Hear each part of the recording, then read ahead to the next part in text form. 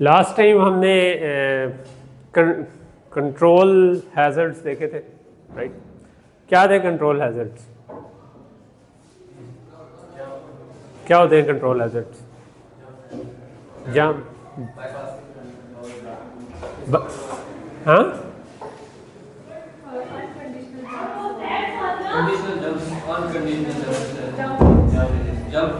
और उसका हल क्या है कंट्रोल हैजर्ड्स का? ठीक है,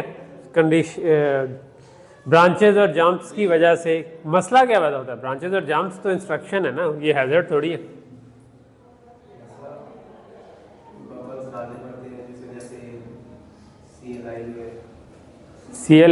CPI का ना, बबल्स डालने पड़ जाते हैं। और बबल्स क्यों डालने पड़ जाते हैं? आगे में डाटा चाहिए तो पीछे से डाटा भी वो नहीं हुआ, सही से एग्जीक्यूट डिबग नहीं हुआ या डिकोड नहीं हुआ, उससे बबल आते हैं अगले डाटा में हो जाता है, डिकोड हो गया और आगे आ जाए। पीछे से क्या डाटा डिकोड नहीं हुआ या कोई और मसला है? सोचें जरा।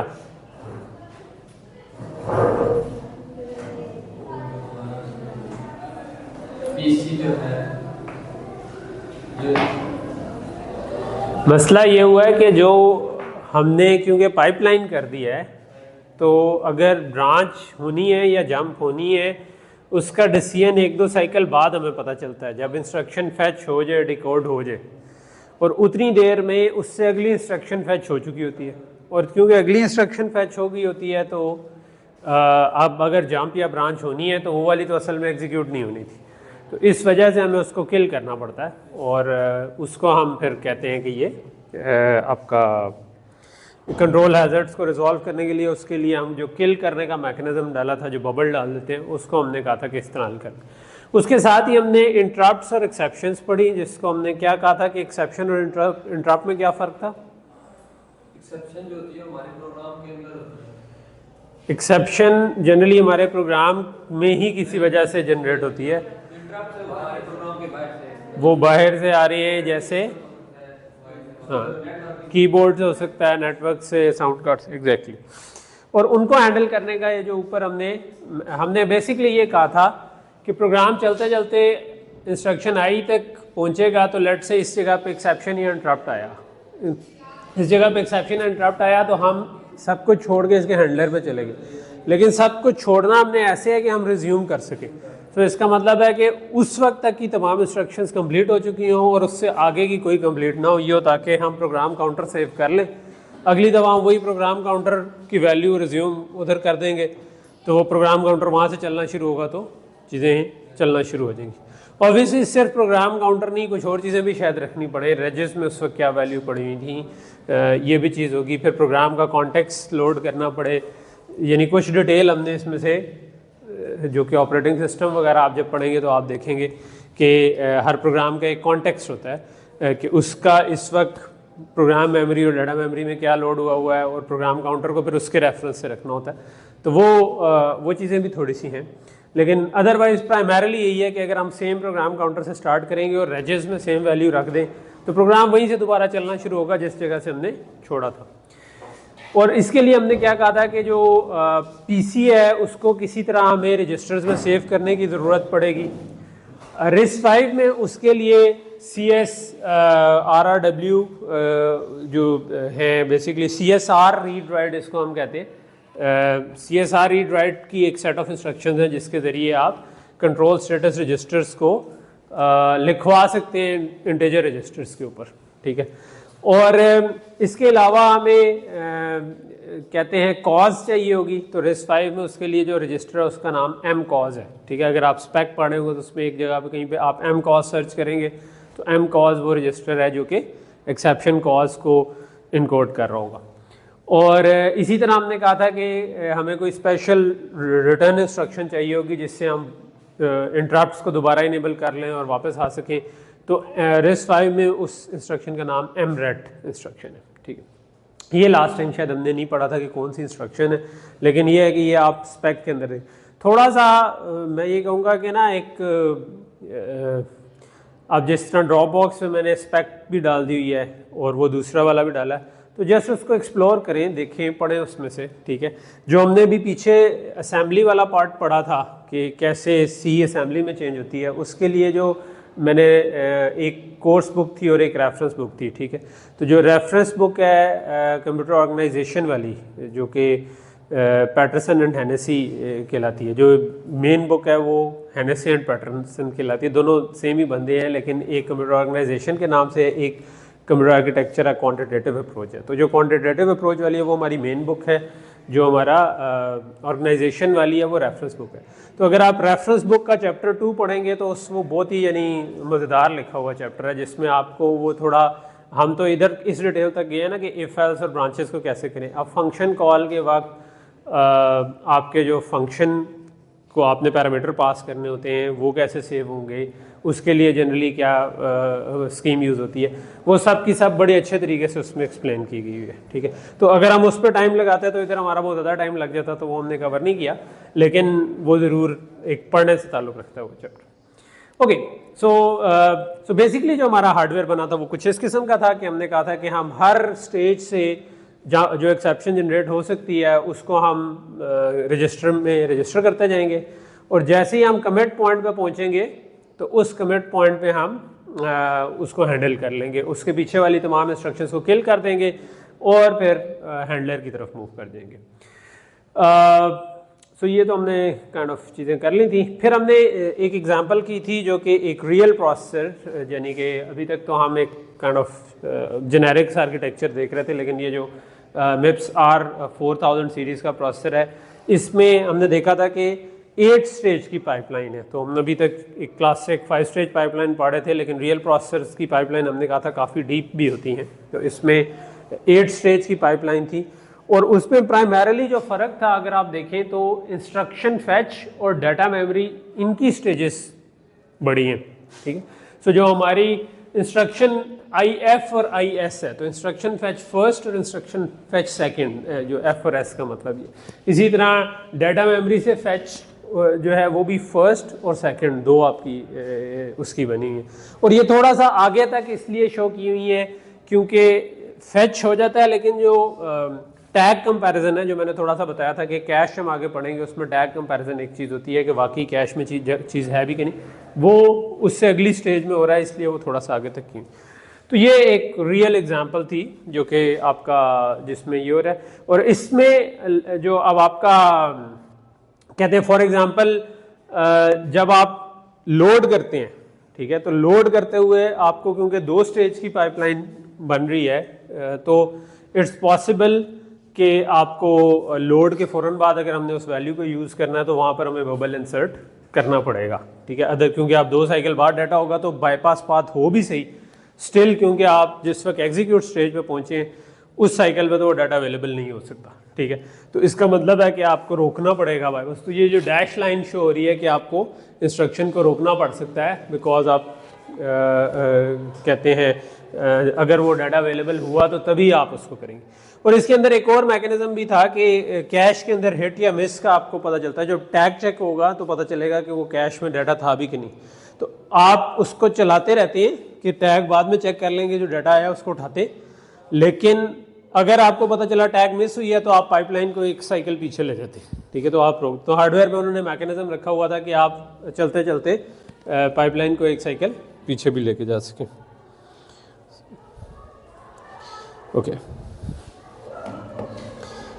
सो इसी तरह ब्रांचेस में भी जो थे आपके, इस केस में 3 साइकिल की पेनल्टी पड़ती थी, क्योंकि इंस्ट्रक्शन फैच जो है वही 2 साइकिल का डिले हो गई है, तो आपको बेसिकली 2 के बजाय 3 साइकिल की पेनल्टी पड़ेगी जिस वक्त आप क्योंकि ब्रांच का डिसीजन एग्जीक्यूट स्टेज पे होगा और एग्जीक्यूट 3rd स्टेज है, तो आपको पीछे वाली 2-3 किल करनी पड़ेंगी।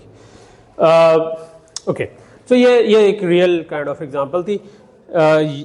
आज से खैर मैं थोड़ा से आगे तक कवर करना चाह रहा था पिछली दफ़ा, लेकिन let's try to cover it in the first 20 minutes, और फिर हम असल जो मैं आज से स्टार्ट करना चाह रहा हूँ उस पर।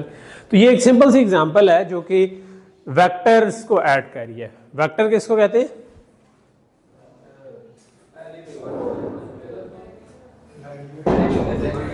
एरे को ही हम वेक्टर कह देते हैं, ठीक है। तो यह अगर आप समझे कि वन डायमेंशनल एरे जो होती है उसको हम वेक्टर कहते हैं। तो अगर ऊपर आप कोड सी वाला देखें या जो भी लैंग्वेज समझ लें, हर लैंग्वेज में इसी तरह का ही होगा, तो ये सुडो काइंड ऑफ कोड है कि हमने लिखा हुआ i = 0, i <1 n i++। तो n साइज की अगर एरे हो तो उसमें एरे बी को एरे सी में ऐड करके एरे ए में लिखवा रहे। तो उसके लिए क्या कर रहे हैं कि भाई 0 से स्टार्ट हुए, 0 नंबर वाला बी का पकड़ा, फिर 0 नंबर वाला सी का पकड़ा, उनको आपस में जमा किया और ए में लिखवा दिया। उसके बाद अगली इटरेशन में आप 1 वाले पे गए, फिर 2 वाले पे गए and so on up to n। जब वो n तक पहुंचा तो आप उधर से ब्रेक कर गए, ठीक है। तो ये एक सिंपल सा कोड है। अगर इसकी असेंबली लिखी हो तो इसके नीचे यहाँ पर वही असेंबली लिखी हुई है, ठीक है। इधर हम FLD जो है ये लोड है, लेकिन F लगा हुआ इसलिए क्योंकि हम फ्लोटिंग पॉइंट अज्यूम करें। तो FLD का मतलब है कि फ्लोटिंग पॉइंट लोड, ठीक है। सो अगर अब आप देखें तो ये बड़ा सादा सा कोड है। वो लूप का लेबल लगा हुआ है जहाँ पर आप जंप करके वापस जाएंगे।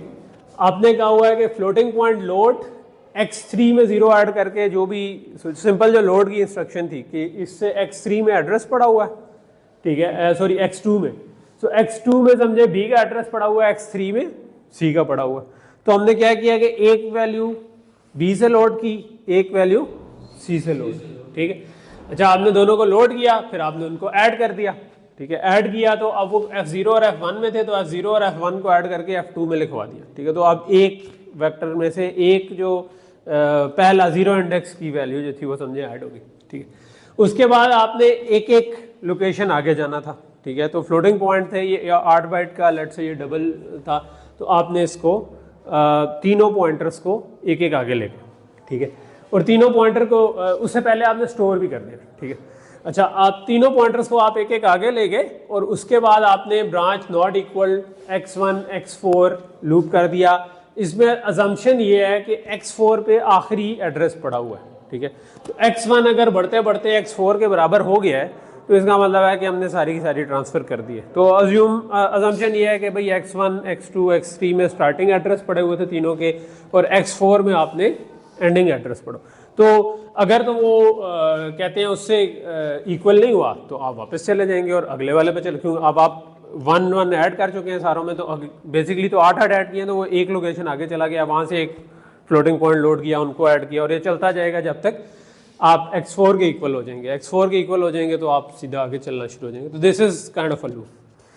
अच्छा, अब इसमें इसको डिस्कस करने का क्या मकसद है? इसको डिस्कस करने का ये मकसद है कि यहाँ पर हमारे पास अगर आप देखें तो F1 जब लोड हुआ है तो उससे अगली इंस्ट्रक्शन में वो इस्तेमाल हो रहा है, राइट।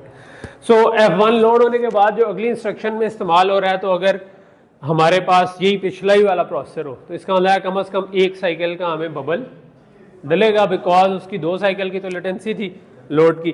तो 2 साइकिल के बाद अगर बाईपासिंग डली भी हो तो तब भी हमें एक बबल तो डालना ही पड़ेगा, क्योंकि डाटा मेमोरी एक्सेस करें। इसी तरह आपने ALU ऑपरेशन के बाद फ़ौरन स्टोर कर दिया उसी को यूज़ करते हुए, और फिर उसके बाद बम्प किया, ठीक है, ऐड करके। तो अब एक तरीका ये हो सकता है इनको इम्प्रूव करने का कि इसी कोड को थोड़ा सा रीऑर्डर कर दिया जाए, ठीक है। कि ये जो आपने ऐड लोड के फ़ौरन बाद ऐड किया है, इसमें एक साइकिल की पेनल्टी आपको पड़ेगी। तो आप उस पेनल्टी को अवॉइड इस तरीके से करें कि आप दरमियान में कोई इंस्ट्रक्शन डाल दें। अब दरमियान में क्या इंस्ट्रक्शन डाल सकती है? दरमियान में इंस्ट्रक्शन ये डाल सकती है कि जो हमने पॉइंटर को बम्प करना था वो हम उठाकर दरमियान में ले, ठीक है। तो थोड़ा सा रीअरेंज करने से आपका कोड बेहतर हो सकता है। अगर आपको 2 साइकिल की पेनल्टी पड़नी थी तो आप क्या करें, ये दोनों ऐड ऊपर लेकर चले जाएं। अब इन दोनों ऐड को ऊपर तो हम ले गए हैं, लेकिन इससे क्या हुआ है? अच्छा, इसके बाद हमने क्या किया है कि ऐड और स्टोर के दरमियान भी रख दिया ताकि एग्जीक्यूट और उसके दरमियान भी आपको मसला ना हो। तो अब लेकिन क्योंकि तीनों पॉइंटर बम्प हो चुके हैं तो स्टोर करते हुए आपको x1 का एड्रेस के बजाय x1 से पिछला एड्रेस देना पड़ेगा, क्योंकि ये तो हम 8 आगे ले गए थे। तो हमने कहा कि यहाँ पर ये जो -8 ऑफसेट लगा हुआ है ये इसलिए लगा हुआ है क्योंकि हमने सबको इंक्रीमेंट कर दिया था और वापस अब हम कह लें कि उससे 8 पीछे जाके करें। तो इस तरह क्या होगा कि सिंपल कोड की रीऑर्गेनाइजेशन से आपके जो बबल हार्डवेयर में थे वो अवॉइड हो जाएंगे। तो सो बेसिकली जो आपकी लोड का ऑपरेशन होता है और जो फ्लोटिंग पॉइंट के ऑपरेशन होते हैं, इनमें आपको अक्सर लॉन्ग लेटेंसी पड़ सकती होती है, ठीक है। सो लोड में एक तो वैसी मेमोरी एक्सेस स्टेज हमने अभी जिस तरह 2 साइकिल की बनाई, लेकिन अगर कैश लगी हुई है तो वो कैश मिस हो गई तो आपको रैम से रीड करके लाना, उसमें हो सकता है कि आपको 20-25 साइकिल की पेनल्टी पड़ जाए, ठीक है। तो वो आपके पैरेललिज्म को किसी हद तक लूप में रोक देते हैं, ठीक। तो यहाँ तक चीज़ कुछ समझ आ रही है कि कोड लिखते हुए भी ये काम हो सकता है। तो जो असेंबली में लिख रहे होते हैं कोड, अब ज़रा कम लोग हो गए, पहले एक पूरा डोमेन होती थी कि जो असेंबली प्रोग्रामर्स होते थे और वो कोड को फिर बाय हैंड ऑप्टिमाइज करके कि फास्ट से फास्ट चल सके। अभी भी ये काम कभी करना पड़ जाता है, जब आप एम्बेडेड इम्प्लीमेंटेशन किसी चीज़ की कर रहे हो और आपको फास्टेस्ट चाहिए, तो कई दफ़ा आप उसके दरमियान, उसको हम कई दफ़ा कहते हैं इनलाइन असेंबली, कि आप सी के अंदर ही असेंबली का कोड भी लिख सकते हैं और वो छोटा सा पीस ऑफ कोड ज़्यादा ऑप्टिमाइज्ड होता है कई दफ़ा। मिसाल के तौर पर जो आपके नॉर्मल डेस्कटॉप कंप्यूटर होते हैं, तो इनके अंदर सिमडी इंस्ट्रक्शंस होती हैं, जिसमें होता है कि आप जो एक 64 बिट का नंबर है उसको 8 बिट के 8 नंबर्स के तौर पर भी ट्रीट कर सकते हैं। तो अगर आपने 8 नंबर एक साइकिल में मल्टीप्लाई करने हैं तो आप वो वाली असेंबली इंस्ट्रक्शन यूज़ कर सकते हैं कि आप सेम, यानी नीचे हार्डवेयर में सपोर्ट है कि वो एक साइकिल में 8 मल्टीप्लिकेशन कर देगी 8 बिट की। जिस तरह मशीन लर्निंग या एआई की एप्लीकेशन हैं, उनमें कई दफ़ा आपको ग्रैनुलैरिटी उतनी अच्छी नहीं चाहिए होती, वो 64 बिट पूरी नहीं चाहिए होती, 8 बिट भी काफ़ी होती हैं, उससे भी छोटी कई दफ़ा काफ़ी होती हैं। तो अभी नए जो एआई एक्सेलरेटर हैं वो इससे भी कम पे आने की कोशिश करें। लेकिन लेट्स से कि आपको कोई ऐसा वर्कलोड था जो कि आपने चलाया और वो काफ़ी सारा टाइम ले रहा था, तो आप उसको लेकिन आपको वो ग्रैनुलैरिटी 8 बिट की भी काफ़ी थी, 0 से 256 तक आपके लिए वैल्यू बहुत थी, तो आप उसको सिमडी इंस्ट्रक्शन के थ्रू इनलाइन असेंबली लिखकर भी ऑप्टिमाइज कर सकते हैं। और ये हमने देखा हुआ है, यानी कि ज़मीन आसमान का फ़र्क पड़ जाता है जब आप करते हैं ना कि एक चीज़ थी वो चलते हुए पता नहीं कितना टाइम ले रही थी और किसी ने थोड़ी सी 5-6 ऑप्टिमाइजेशन उस पर लगाई तो वो मिनटों में घंटे के बजाय मिनटों में चलना शुरू हो गई या उससे भी कम हो गई। ओके, सो एक और तरीका जो होता है इसी बबल्स को कम करने का, उसको हम कहते हैं लूप अनरोलिंग। लूप अनरोलिंग ये होती है कि आप बजाय इसके कि हमने लेट से यही पूरे वेक्टर को वेक्टर में ऐड करना था, तो हम एक एक करके उठा रहे थे और उन्हें ऐड कर रहे थे, तो हम एक एक के बजाय 2-2 उठाना शुरू कर दें, ठीक है, और उन 2-2 को ऐड करना शुरू कर दें। तो उससे क्या होगा कि आपके पास ज़्यादा लोड्स आ जाएंगे, ठीक है। सो अब हमने क्या किया हुआ है कि x2 और x3 से उठाया है, लेकिन उनके +8 से भी उठा लिया। तो पहली 4 इंस्ट्रक्शंस जो हैं वो क्या कह रही हैं कि 0 नंबर वाला भी b का उठा लिया, 1 नंबर वाला भी b का उठा लिया, 0 नंबर वाला a का भी उठा लिया, 0 नंबर वाला b का भी उठा लिया। उसके बाद हमने उनको ऐड किया, तो अब दो दफ़ा ऐड हो रहे, सॉरी ये बम पॉइंटर जो है वो अब 8 के बजाय 16 से हो रहे हैं, क्योंकि हमने पहले दोनों ही कर लिए। और उसके बाद आप जो ऐड कर रहे हैं वो भी 2 हो रहे हैं। और उसके बाद हमने ऐड और स्टोर के दरमियान भी कि अगर एग्जीक्यूट और इसके दरमियान की जो लेटेंसी है उधर बाय पासिंग पाथ अगर आपने इंप्लीमेंट नहीं किया हुआ या वो 2 साइकिल का आ सकता है, तो स्टिल आपने इसके दरमियान भी ऐड डाल दिया। और उसके बाद हमने स्टोर वर्ड किया है, और स्टोर में आप देख रहे हैं कि दोबारा -16 का आपका आ रहा है, और एक -16 आ रहा है, एक -8 क्यों आ रहा है? ये कोई बता सकता है?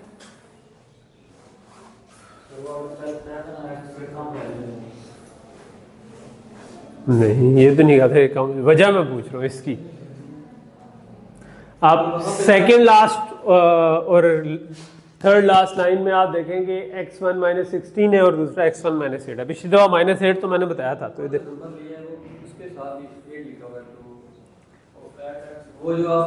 पहले तो 8 किया था ना, अब 8 और 16 क्यों किया? 2 क्यों आ गए? दोनों फर्क क्यों आ गए नजर में? अब हम 2 नंबर्स को ऐड कर रहे हैं, ठीक है, तो अब हम 16 आगे गए हैं, ठीक है। तो 2 नंबर्स को ऐड किया तो 2 रिजल्ट आए हैं, ठीक है। एक ऐड का रिजल्ट पड़ा हुआ F2 में, एक का F12 में पड़ा हुआ, राइट। और अब इन दोनों को सेव करना है, तो एक 0 नंबर वाली लोकेशन वाला एड्रेस है और एक 1 नंबर वाली लोकेशन का है। तो एक जो होगा वो, अब आप क्योंकि 16 आगे चले गए हैं, तो एक 16 पीछे जाके 0 वाला लिखवाएंगे, 8 पीछे जाकर 1 वाला लिखवाएंगे। ये इसलिए इस तरीके से आ रहा है, ठीक। तो लूप अनरोलिंग है, ये कहते हैं इससे भी आपकी वो जो पाइपलाइन के बबल्स हैं उनको आप हैंडल कर सकते हैं कि अगर आपका सिंगल लूप में स्टिल कुछ बबल रह रहे हैं तो आप उन बबल्स को एलिमिनेट करने के लिए लूप को अनरोल कर लें। कई दफ़ा एक दफ़ा अनरोल करते हैं, उससे ज़्यादा भी अनरोलिंग होती है। हम जाके आगे एक और आर्किटेक्चर पढ़ेंगे जिसे VLIW कहते हैं, तो वहाँ पर हम लूप अनरोलिंग और सॉफ्टवेयर पाइपलाइनिंग को थोड़ा सा डिटेल में टच दोबारा करेंगे। ओके, सो लेकिन इधर आपको एक दो चीज़ ऑब्जर्व करने वाली होगी कि जिस तरह अगर लूप अनरोल किया तो हमें जितने रजिस्टर चाहिए वो बढ़ गए, ठीक है।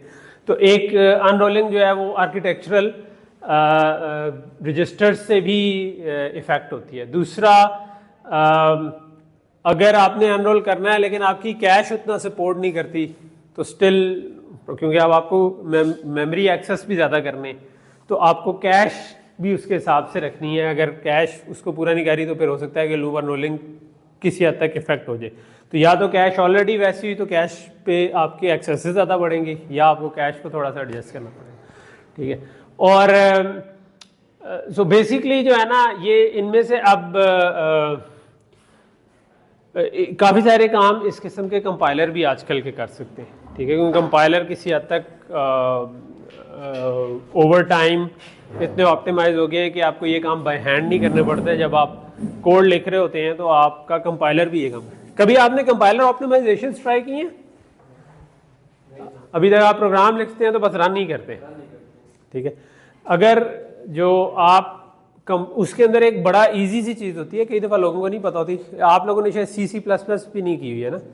तो मिसाल के तौर पर C++ में तो कंपाइलर के फ्लैग होते हैं O0, O1, O2, O3, ठीक है। तो वो सिंपल आपने उसकी एक सेटिंग में जाकर एक फ्लैग को चेंज करना होता है कि O0 के बजाय O1 कर दो, O2 कर दो या O3 कर दो, और आप सिंपल उसको चेंज करें तो कई दफ़ा प्रोग्राम आपका डबल स्पीड पे चलना शुरू हो जाता है, ठीक है, क्योंकि वो कंपाइलर ऑप्टिमाइजेशन स्ट्रेटजीज हैं ये O0, O1, O2, O3। हम वो नहीं पढ़े कि वो क्या हैं, लेकिन ये डिफरेंट ऑप्टिमाइजेशन स्ट्रेटजीज हैं। तो अगर आप कभी रियल लाइफ में चीज़ को इम्प्लीमेंट कर रहे हो और आपको जितने टाइम में उसकी एग्जीक्यूशन चाहिए उसमें ना हो रही हो, तो सबसे इजी काम ये है कि आप वो वाला फ्लैग चेंज करके पहले देख लें कि अगर वो फ्लैग चेंज करने के बाद जो कोड है वो भी आपका सही काम कर रहा है, और वो तो स्पीड उसकी ऑलमोस्ट डबल तो हो ही जाती है, ठीक है। O3 में, O2 में O0 की निस्बत काफ़ी फास्ट हो जाता है, ठीक है। तो कंपाइलर्स भी काफ़ी तेज़ हो गए हुए हैं। तो ये कंपाइलर से मुझे ये याद आ गया कि कंपाइलर ऑप्टिमाइजेशन भी बीच में।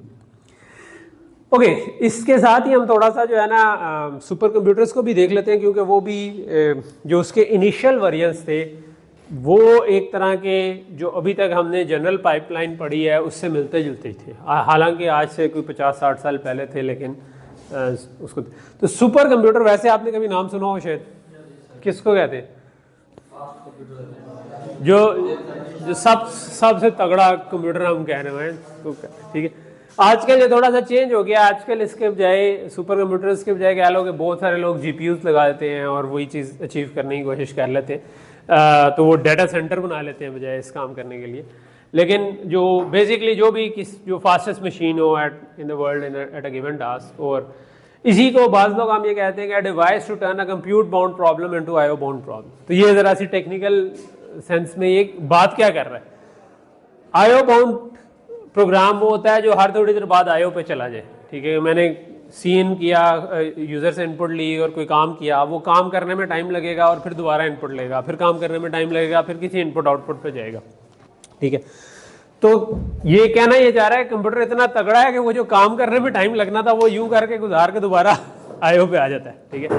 तो यानी कि ये उस सेंस में उसकी डेफिनेशन है कि आप एक नॉर्मल PC पे चला रहे हो तो वो तो कंप्यूट बाउंड लगा रहेगा कि वो कैलकुलेशनों में फंसा होगा, और वो लेकिन सुपर कंप्यूटर पे वही चीज़ चला रहे होंगे तो वो ठक करके चल के अगली IO पे, अच्छा भी अगला डेटा दो, उसको मैं प्रोसेस करूँ, ठीक है, चाहे वो नेटवर्क से ले रहा हो, चाहे यूज़र से ले रहा हो, जिससे भी ले रहा हो। और any machine that is $30 million plus, या एक उसकी डेफिनेशन लोग ये भी कहते हैं कि any machine designed bye Semur क्रे। क्रे जो है वो एक बंदा था जिसने इनिशियली जो पहला सुपर कंप्यूटर कह लें कि बनाया था, और हम उसका थोड़ा सा आर्किटेक्चर अभी देखेंगे, ठीक है। बातें नहीं करनी है, फिर मुझे इधर उधर मूव करना पड़ेगा, तो अब आप बड़े हो गए हैं, मुझे भी अच्छा नहीं लगता, ठीक है, कि इधर उधर क्लास में मूव करो। ठीक है। तो ये जो इसने CDC 6600 जो वाज द फर्स्ट वन, और ये 1964 का है, और उसको फर्स्ट सुपर कंप्यूटर समझा जाता है। ठीक, तो ये उसकी तस्वीर है। तो ये जो यहाँ पर बंदा खड़ा हुआ है और ये जो पूरा प्लस के साइन में एक कमरा नुमा चीज़ है, ये पूरे का पूरा एक सुपर कंप्यूटर है। ठीक है, नहीं सुपर कंप्यूटर नहीं इससे बनाया, कंप्यूटर का था। आप थोड़ा सा लेट आए हो तो हम आपको कॉन्टेक्स्ट आपको नहीं शायद समझ आया कि हम कंप्यूटर नहीं सुपर कंप्यूटर की बात। ठीक है, चार्ल्स बेबेज जो था वो असल वो वाला। ओके, सो बेसिकली अगर आप इसकी कुछ स्पेक्स देखें तो इसमें अब 63 वो आज से बहुत ही साल पुराने हैं, मेरे कितने 60 साल हो गए होंगे कि 70 भी हो रहे होंगे ऑलमोस्ट। एनीवे, सो नहीं 70 नहीं 60 ही हो गए ना, 60 हो गए। अच्छा, सो 128 किलो वर्ड मेन मेमोरी थी जिसमें 32 बैंक्स थे। ठीक है, तो बैंक्स में वो पैरेलल एक्सेस करने के लिए यूज़ होते हैं। आजकल के हिसाब से तो हम खैर किलो बाइट और किलो वर्ड को कोई लिफ्ट ही नहीं कराते, लेकिन उस ज़माने के हिसाब से काफ़ी अच्छी थी। 10 फंक्शनल यूनिट थे उसके अंदर। फ्लोटिंग पॉइंट के एडर था, 2 मल्टीप्लायर थे, फ्लोटिंग पॉइंट डिवाइडर था। ठीक है, जो हमने भी प्रोसेसर बनाया उससे तगड़ा ही था, बहरहाल फ्लोटिंग पॉइंट की सपोर्ट थी। इंटीजर का एडर था, 2 इंक्रीमेंटर्स थे। ठीक है, कंट्रोल जो था वो हार्डवायर्ड था, माइक्रो कोडेड नहीं था। हमने शुरू में कंट्रोल में माइक्रो कोडिंग को थोड़ा सा मैंने टच किया था, लेकिन हम डिटेल में नहीं गए थे कि मैंने कहा था कि मेमोरी भी लगा सकते हैं वो कंट्रोल वाली लाइंस निकालने के लिए। तो वो उसको माइक्रो कोडेड कहते हैं। मेमोरी के बजाय या लुकअप टेबल के बजाय उन्होंने हार्डवायर्ड, जिस तरह हमने थोड़ा सा टेबल पढ़ा था और उसके ज़रिए आप बनाए, तो उसी तरह का था। इंस्ट्रक्शंस को डायनामिकली स्केजुअल किया जा सकता था, कि ज़रूरी नहीं था कि इंस्ट्रक्शन जो है वो बिल्कुल सारी सीरीज़ में ही चले। ठीक है, जो जिस इंस्ट्रक्शन का डाटा अवेलेबल हो वो चल जाती थी। तो स्कोर बोर्डिंग उसका एक तरीका है जिसको हम थोड़ा सा आगे जाके पढ़ेंगे कि स्कोर बोर्ड एग्जैक्टली होता क्या है, लेकिन वो कार्य यही रहा होता है कि इंडिपेंडेंट इंस्ट्रक्शंस को पैरेलल में भी चला सकें। उसके अलावा एक मेन प्रोसेसर के अलावा 10 पेरिफेरल आईओ प्रोसेसर्स थे, यानी कि जो आईओ को हैंडल करने के लिए 10 प्रोसेसर और भी थे। वो बेसिकली 10 नहीं थे, वो हम थोड़ा सा आगे मल्टी थ्रेडिंग जब पढ़ेंगे तो वो एक ही को आप मल्टी थ्रेड भी कर सकते हैं, कि वो हर साइकिल में डिफरेंट थ्रेड चला रहा हो। ठीक है, तो मल्टी थ्रेडिंग वाला काम भी उस भाई ने उस वक्त ही कर लिया था वैसे। और उस ज़माने के हिसाब से वेरी फास्ट क्लॉक 10 मेगाहर्ट्ज़ था। ठीक है, और फ्लोटिंग पॉइंट ऐड जो है वो 4 साइकिल में हो जाता था। आज एक साइकिल के बाद दूसरा प्रोसेसर काम करेगा जो मल्टी थ्रेडिंग में। हाँ, ये हम देखेंगे कि मल्टी थ्रेडिंग 2-3 किस्म की होती है, एक कोर्स ग्रेन्ड होती है, एक फाइन ग्रेन्ड होती है। तो ये फाइन ग्रेन्ड मल्टी थ्रेडिंग ये होती है कि जिसमें आप कहते हैं कि आप 4 रैज फाइल्स बना दें, 4 प्रोग्राम काउंटर बना दें और एक साइकिल बाद दूसरे पे शिफ्ट हो जाए और तीसरे पे दूसरे। तो इस तरह आप, तो बेसिकली सेम बाकी का आर्किटेक्चर सेम रहता है, सिर्फ जो रजिस्टर फाइल और प्रोग्राम काउंटर्स है ना वो आप बढ़ा देते हैं और उसमें हर साइकिल में आप थ्रेड्स पे स्विच कर रहे होते हैं। ठीक है, तो ये बहुत ज़्यादा नहीं इस्तेमाल होता, कह लें कि आईओ में तो हो सकता है, लेकिन जो नॉर्मल प्रोसेसिंग में अमूमन फाइन ग्रेन्ड मल्टी थ्रेडिंग नहीं होती होती, ज़रा सी कोर्स ग्रेन्ड या उनका मिक्स सा चल रहा होता है। तो वो हमारा थोड़ा सा कह लें कि 2-3 वीक्स बाद का एक इस पर मल्टी थ्रेडिंग पे लेक्चर आएगा इंशाल्लाह, शायद 4-5 वीक्स बाद हो। सो बेसिकली ये आपके इसके मेनली ब्रॉडर क्या क्या इसमें चीज़ें थी। 100 से ऊपर सेल हुए, हर एक 7 से 10 मिलियन डॉलर था। तो अगर लेट से 10 मिलियन डॉलर लगा दें तो ये कितने बन गए, 100 हो जाए तो $1 बिलियन बन गए, 10 into 100। ठीक है, या 700 मिलियन डॉलर तो थे ही थे। ठीक है, तो उस ज़माने के 700 मिलियन डॉलर आज की तरह ज़्यादा ही होंगे। ठीक, अच्छा सो उसका जो थोड़ा सा आर्किटेक्चर देख लें तो उसका आर्किटेक्चर कुछ इस किस्म का था कि 8 जो थे ना आपके 60 बिट वाइड डाटा रजिस्टर्स थे। ठीक है, जिस तरह हमने अभी 32 बिट अज्यूम किए थे अपने उसमें, तो इसमें 60 बिट का डाटा रजिस्टर थे। एड्रेस रजिस्टर जो हैं वो 18 बिट के, जो कि आप वैसे भी गैस कर सकते थे क्योंकि पीछे 128K लिखा हुआ था, तो 128K जो है वो इतनी बिट्स ही बन जाती हैं। ठीक है, सो K 10 बिट्स थी, 128 7 बिट्स थी, तो 17 वो हो गई। ठीक है, 18 में भी इन्होंने कोई वो किया हो कि एड्रेस और डाटा के लिए उसको डिवाइड किया हो, या प्रोग्राम और डाटा के लिए, तो इसलिए 18। तो 18 बिट के आपके एड्रेस ओवरऑल था, और उसके लिए जो है ना 18 बिट का एड्रेस रजिस्टर था और 18 बिट का ही इंडेक्स रजिस्टर था, ठीक है। तो इंडेक्स रजिस्टर क्या करते हैं कि जब आपने एड्रेस कैलकुलेट करना है तो इंडेक्स प्लस एड्रेस को वो यूज़ करता था। तो ज़रा सा डिफरेंट आर्किटेक्चर था उससे जो हमने देखा। सो हम बाकी जो नॉर्मल ऑपरेशन थे ALU के वो बिल्कुल वैसे ही थे कि 2 रजिस्टर्स को रीड करो और तीसरे में उनका रिजल्ट लिखवा दो। तो जो रेज हमने पढ़े थे ना RISC-V के, या उसके बिल्कुल वैसे ही थे, ठीक है। और जो लोड और स्टोर थे ना वही मेमोरी को एक्सेस करते। तो ये वाला ब्रॉडर जो हमने शुरू में कहा था कि यार मेमोरी के लिए लोड स्टोर और बाकी ऑपरेशन जो है वो रजिस्टर पे करें, तो वो वाला भी थीम सेम है इधर, ठीक है। अच्छा, जो लोड स्टोर हैं वो इस तरीके से काम करते थे कि एक रजिस्टर प्लस डिस्प्लेसमेंट से आपका ये बनता था, लेकिन ये डिस्प्लेसमेंट जो है ये खुद भी आपका एक रजिस्टर ही पड़ा हुआ था, जो इंडेक्स रजिस्टर हमने ऊपर कहे, ठीक है। सो अच्छा, एक और जो मज़े की चीज़ थी वो ये थी कि जो आपके एड्रेस रजिस्टर थे ना 8, उसमें से पहले कह लें कि 6 जो थे, मेरा ख्याल है ये 1 to 5 के जैसे 0 to 5 होना चाहिए था, पहले 6 जो थे उन पे अगर आप एक्सेस करें तो ऑटोमेटिकली लोड इनिशिएट हो जाता था। यानी आपने उस पर नया एड्रेस लिखवाया तो उसका लोड खुद ही शुरू हो गया, ठीक है। आपको लोड की अलहदा से इंस्ट्रक्शन के बजाय आपने उस पर लिखवाया तो लोड ऑटोमेटिकली शुरू हो गया, ठीक। और इसी तरह अगर आप 6 या 7 आखिरी 2 रजिस्टर्स पे लिखवाएं तो स्टोर ऑटोमेटिकली स्टार्ट हो जाता था। तो उन्होंने एक तरह से लोड और स्टोर को कह लें कि एड्रेस रजिस्टर एक्सेस के ऊपर हार्डवेयर में ये लोड और स्टोर इंप्लीमेंट कर दिया हुआ था। तो ये जो है ये बाद में वेक्टर ऑपरेशंस के लिए काफ़ी यूज़फुल है कि अगर आपने बार बार करना हो तो आपको लोड की इंस्ट्रक्शन नहीं देनी पड़ती, ठीक है। टू बी ऑनेस्ट, अगर आप अभी भी देखें ना तो जब आप नॉर्मल प्रोसेसर पे चला रहे होते हैं, जिस तरह जो मशीन लर्निंग का या कोई इस किस्म का वर्कलोड चला रहे हैं, तो उसमें भी बहुत सारे एरे ऑपरेशन होते हैं। तो एरे या वेक्टर के सिमिलर ऑपरेशन है। तो उसमें मसला यही होता है कि स्लो होने की एक वजह ये होती है कि आपको पहले एक डाटा को लोड करना है, फिर उसको ऐड करना है, फिर वापस लिखवाना है, या लोड करना है, मल्टीप्लाई करना है, वापस लिखवाना है। तो वो जो लोड की इंस्ट्रक्शन का ओवरहेड प्लस अगर आप एक चीज़ जब लोड करके मल्टीप्लाई कर रहे थे उतनी देर में दूसरी ऑटोमेटिकली लोड हो जाए तो ये काफ़ी हेल्प करता है, ठीक है। तो अभी भी जो एक्सेलरेटर्स के आर्किटेक्चर हैं, जो कि लेट से आपने कोई अपना हार्डवेयर बनाया जो कि मशीन लर्निंग को लेट से फास्ट कर देता है, तो वो ये वाली चीज़ यूज़ करते हैं कि वो नीचे जो एड्रेस है वो ऑटो इंक्रीमेंट की बात का सपोर्ट डाल देते हैं, बाज़ का इस चीज़ की डाल देते हैं कि आपने किसी जगह लिखवाया तो ऑटोमेटिकली पीछे चलना शुरू होगी चीज़, हार्डवेयर जो कि क्या लेंगे डाटा को फैच करे, उसको मेमोरी में ले आए ज़्यादा डाटा को, ठीक है।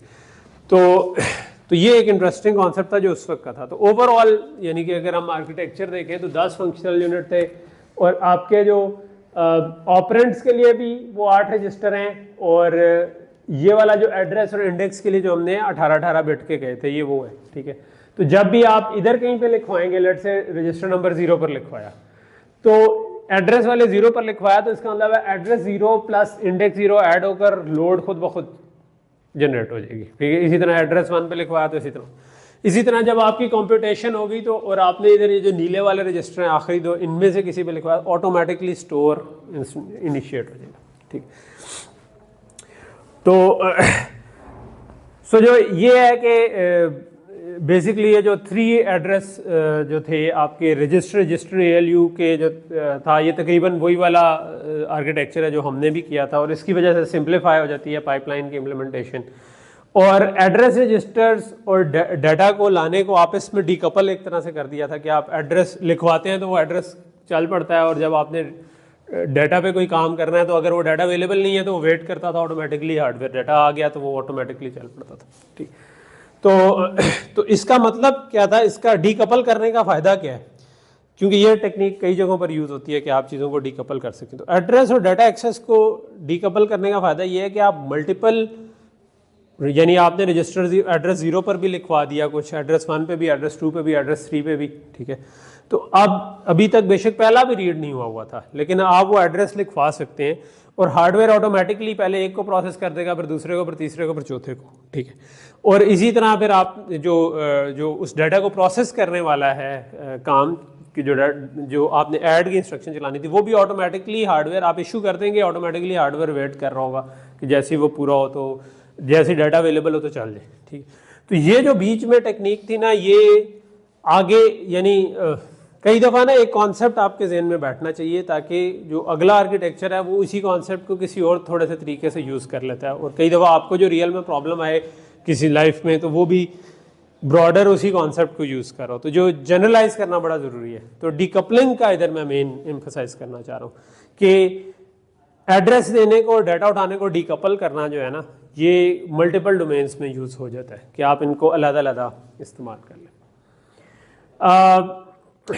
इसके अंदर जो थे बेसिकली जो फंक्शनल यूनिट्स थे उसमें दो सेपरेट मल्टीप्लायर थे और वो अनपाइपलाइंड थे। यानी अनपाइपलाइंड का मतलब है कि वो लेट से 2 या 3 साइकिल या 4 साइकिल अगर ले रहे हैं तो वो 4 साइकिल के दरमियान पाइपलाइनिंग नहीं है। जब तक वो 4 साइकिल चलेंगे आप नया डाटा उसको नहीं दे सकते, आपको इंतज़ार करने के यार पहले वो पिछले 4 साइकिल कंप्लीट हो जाए।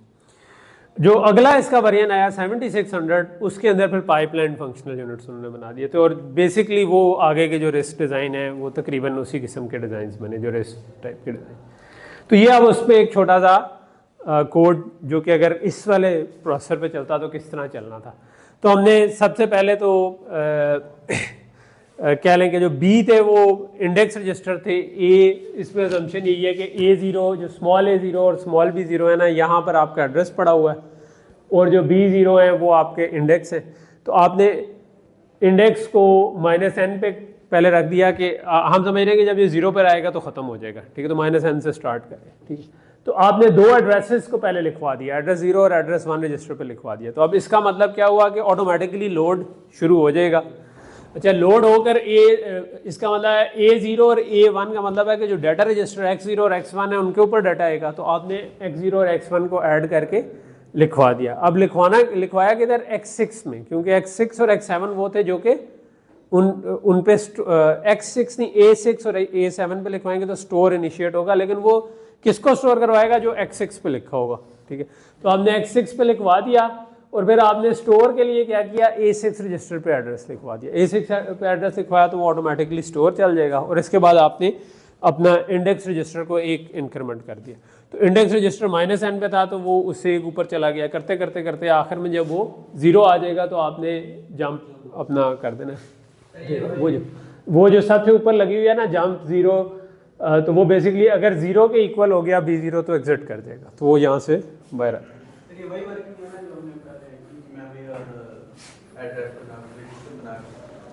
जो हमने, हाँ ये वही है, लेकिन अब इसके नीचे आर्किटेक्चर थोड़ा डिफरेंट है। हमने जब की थी तो हमने लोड वर्ड की इंस्ट्रक्शंस दी थी।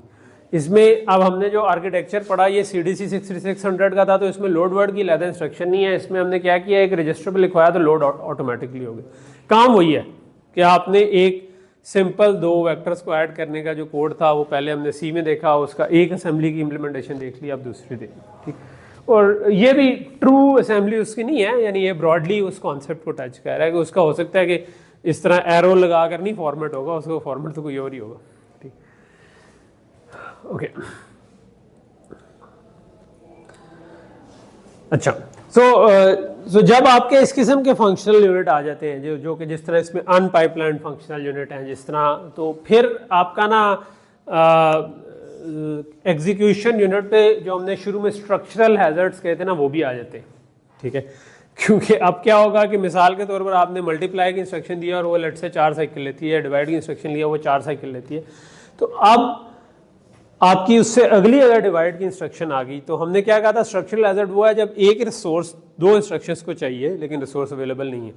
तो अब इसका मतलब है कि हमें कोई तरीका चाहिए कि अगर फ्लोटिंग पॉइंट यूनिट या मेमोरी यूनिट बिजी है तो अब आपको उस वाली इंस्ट्रक्शन को रोक कर रखना है, ठीक है। तो और इसी तरह आपके स्ट्रक्चरल कॉन्फ्लिक्ट्स राइट बैक के ऊपर भी आ जाते हैं, क्योंकि अगर एक इंस्ट्रक्शन 3 साइकिल में ख़त्म हो रही है और एक 4 में ख़त्म हो रही है तो अब क्या होगा कि अगर एक साइकिल में 3 वाली इशू हुई, उससे एक साइकिल में 4 वाली इशू हुई, उससे अगले में 3 वाली इशू होगी। तो क्योंकि 3 वाली उससे एक साइकिल बाद इशू हुई थी तो दोनों की दोनों at the same time complete होगी। अगर रेज फाइल की एक ही पोर्ट थी तो अब वो दोनों एट द सेम टाइम लिखी नहीं जा सकती, लेकिन क्योंकि ख़त्म एक साइकिल पे वो एक ही पोर्ट थी, तो अब आपको किसी एक को रोकना है या कोई स्टॉल डालना है या कोई बबल डालना है, ठीक है। तो क्योंकि आप ये, और इसके अलावा आपके इसमें जो हमने शुरू में पढ़े थे ना कि कंट्रोल हैजर्ड और डाटा हैजर्ड, तो अब वो वाला स्टेज आ रही है कि जब हमने शुरू में कहा था कि हमारे केस में सिर्फ रीड आफ्टर राइट आता है, तो अब वो वाली चीज़ नहीं रही, अब आपके बाकी हैजर्ड्स भी आना शुरू है। हमारे केस में मैंने कहा था स्ट्रक्चरल कोई नहीं है, तो जैसे ही आपने ये पाइपलाइन थोड़ी सी कॉम्प्लेक्स की तो आपको स्ट्रक्चरल हैजर्ड भी अराइज हो गए। रीड आफ्टर राइट के अलावा हमने राइट आफ्टर रीड भी पढ़ा था, राइट आफ्टर राइट भी पढ़ा था, वो भी अराइज हो जाएंगे क्योंकि out of order write hazard आ सकते हैं। यानी कि आपका जो डिवाइड था वो 4 साइकिल ले रहा था, उससे अगली इंस्ट्रक्शन जो थी वो हो सकता है 1 साइकिल में एग्जीक्यूट हो जाए, ठीक है, और वो भी उसी रजिस्टर पर लिखवा रही हो। तो जो बाद वाली इंस्ट्रक्शन है वो तो यही समझेंगी कि अब बाद वाली का मुझे डाटा मिलेगा, तो डिवाइड वाली जो है वो चली जा रही है, उसने बाद में जो आपने बाद वाला डाटा लिखा था उसको ओवरराइट कर दिया, तो आपका मसला ख़राब हो गया। तो इसका मतलब है किसी तरह इसको भी हैंडल करना है कि बाद वाला पहली वाली इंस्ट्रक्शन स्लो होने की वजह से बाद वाली को ना ओवरराइट करते, तो उसको हमने राइट आफ्टर राइट हैजर्ड कहा था। और फिर चौथा मसला एक्सेप्शन का भी बन जाएगा कि अभी जो हमने पीछे एक्सेप्शन हैंडल की थी वो क्या की थी, क्योंकि सारी एक ही पाइपलाइन डेप्थ चल रही थी, तो हमने कहा था जैसे ही कमिट पॉइंट है वहाँ पर आप चीज़ों को रोक दो। अब लेकिन इसमें हम कमिट पॉइंट पर रोकेंगे तो प्रॉब्लम क्या है कि कमिट पॉइंट के वक्त हो सकता है कि कुछ कमिट हो चुकी हो और पीछे वाली कोई स्लो इंस्ट्रक्शन अभी भी इंतज़ार फरमा रही हो, ठीक है, तो वो पीछे वाली अभी कंप्लीट नहीं हुई, तो आपने अगर उधर से जंप करके चले गए तो हमारे पास तो वो डाटा ही नहीं अभी आया हुआ था, तो गलत वैल्यू स्टोर हो जाएगी, जो पुरानी वैल्यू थी वही आपने कहीं पे सेव कर दी। तो ये वाले इश्यूज जो है ना ये कॉम्प्लेक्स पाइपलाइंस में आते हैं। और कॉम्प्लेक्स पाइपलाइंस किस वजह से कॉम्प्लेक्स बनी है? 2 वजह से। एक वजह है कि फ्लोटिंग पॉइंट यूनिट हम कह रहे हैं उनकी लेटेंसीज वेरिएबल हैं, दूसरा ये कि मेमोरी यूनिट की भी जो हम सादी मेमोरी एज्यूम करते हुए आ रहे उसकी लेटेंसी भी वेरिएबल है। सो जो CDC का स्कोर बोर्ड था वो क्या करता था कि वो इन ऑर्डर इशू करता था, यानी कि इंस्ट्रक्शंस को करता ऑर्डर में इशू था, लेकिन वो अपने पास जो ये चीज़ स्कोर बोर्ड बेसिकली क्या कर रहा होता है कि अपने पास ये मेंटेन करके रखता है कि इस वक्त कौन कौन सा फंक्शनल यूनिट बिजी है, ठीक है, इस वक्त कोई हैजर्ड तो नहीं आ सकता, कोई राइट आफ्टर राइट या रीड आफ्टर राइट हैजर्ड तो नहीं आ सकता। अगर नहीं आ सकता तो इस वाली इंस्ट्रक्शन को इशू कर दो, ठीक है, तो वो सादा से ये काम कर रहा होता है, ठीक है। तो स्कोर बोर्ड को भी हम थोड़ा सा आगे जाके थोड़ा डिटेल में भी टच करेंगे, लेकिन स्कोर बोर्ड में हम करते यही हैं, हम कहते हैं कि एक इंस्ट्रक्शन अगर अभी इस साइकिल में कोई इंस्ट्रक्शन इशू करूं और वो हैजर्ड कॉज कर सकती हो, चाहे वो राइट आफ्टर राइट हो, चाहे वो स्ट्रक्चरल हैजर्ड हो, तो मैं रुक जाऊंगा, मैं कहूँगा इसको इशू ना करो। और अगर रुका हूँ इन ऑर्डर इशू का मतलब है कि मैं अगली भी इशू नहीं करूँगा, ठीक है। बाद में हम आउट ऑफ ऑर्डर इशू पढ़ेंगे तो आप क्या कर सकते हैं कि अगली वाली बेशक कर दो, वो एक अलग चीज़ है, लेकिन इस केस में ये इन ऑर्डर इशू होता था, तो आप वेट कर रहे होते थे कि जब तक सारे, तो इसके अंदर एक हार्डवेयर यूनिट था जो कि जिसको स्कोर बोर्ड कहते हैं, जो कि ऑटोमेटिकली ये वाले काम कर रहा था, तो और इस हिसाब से डिज़ाइन था, ठीक है। जो अगर आप पिछले पे डिपेंड कर रहे हैं, रीड आफ्टर राइट है, तो आप वेट करते थे जस्ट लाइक इंटरलॉक्स में जिस तरह वेट किया था, तो इधर भी हम वेट करते थे कि वो अवेलेबल हो जाए तो तभी हम करें। और राइट आफ्टर राइट और राइट आफ्टर रीड के लिए जो स्कोर बोर्ड था वो बेसिकली कर रहा होता था, ठीक है।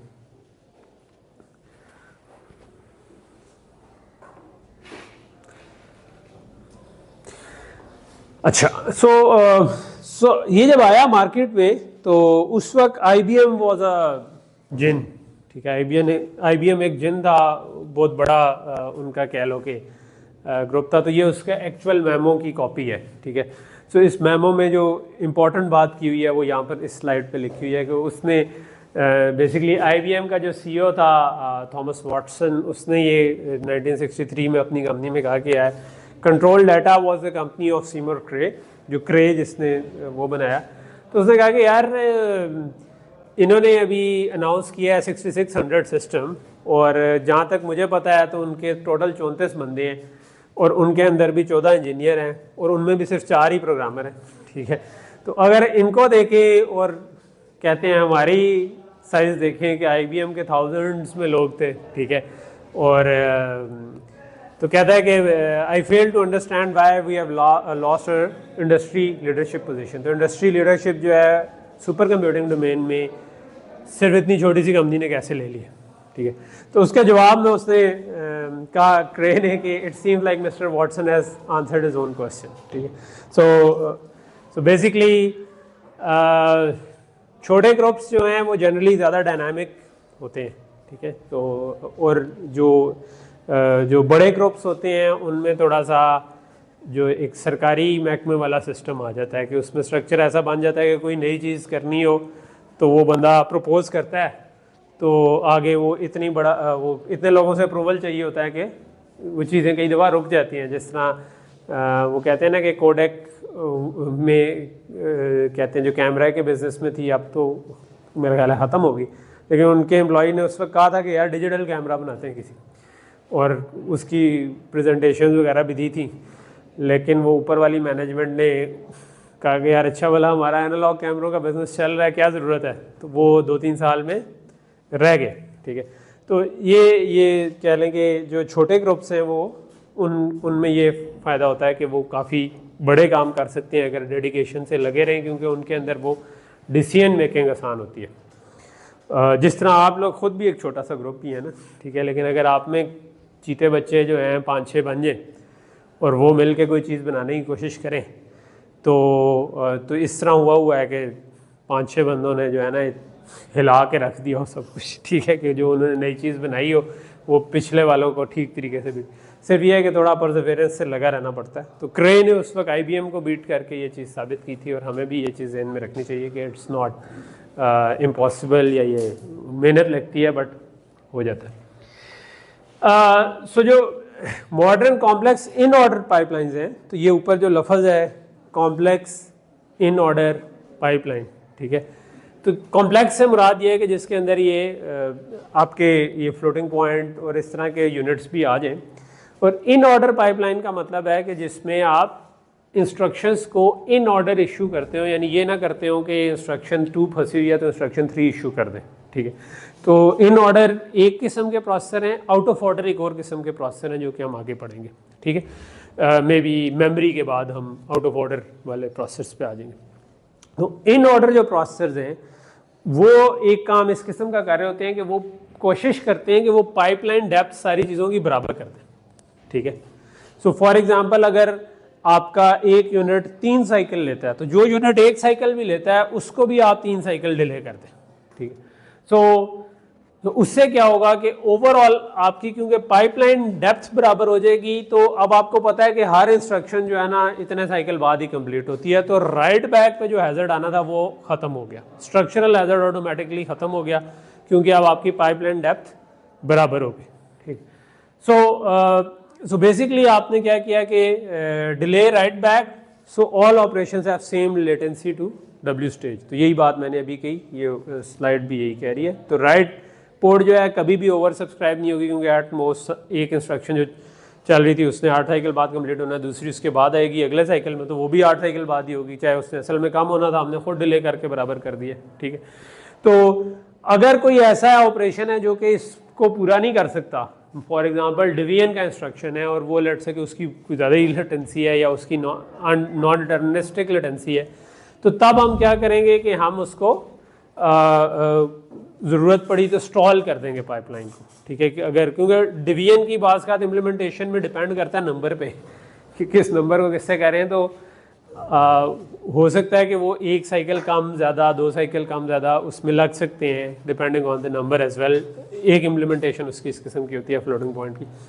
तो उसको फिर आप क्या करेंगे कि उस केस में आप डिवाइड हो गई या कैश एक्सेस की वजह से अगर आपकी नॉन डिटर्मिनिस्टिक लेटेंसी आ रही है तो आप चीज़ों को रोक देंगे, स्टॉल कर देंगे। अगर लोड फंस गया तो फंस गया, अब आप उससे अगली इशू नहीं करेंगे, आप कहेंगे कि यार ठीक है सब का सब रोक दो जब तक लोड का रिजल्ट नहीं आता।